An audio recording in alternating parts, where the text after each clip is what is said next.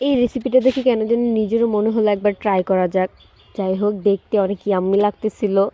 এই রেসিপিটা ইন্ডিয়ান একটা ভাইরাল রেসিপি, এটা খাওয়ার জন্য নাকি মানুষ অনেক দূর থেকে আসে। তা আমি এই আপুর দেখানো রেসিপিটার মতোই আমি প্রথমে মুড়িগুলোকে ভেজে নিলাম, তারপরে চকলেট মেল্ট করে মুড়িগুলোর উপরে দিয়ে দিছি। বাট গাইস, এটা যদি তোমরা দেখে থাকো বা যদি না খাওয়ার প্ল্যানিং করো, এটা ভুল করবা। এতটা ইয়াম্মি, এতটা টেস্টি ছিল এই রেসিপিটা। এটা কি রেসিপি বলবো, এটার নাম কি আমি জানি না, বাট এটা মুড়ি চকলেট বলা যেতে পারে।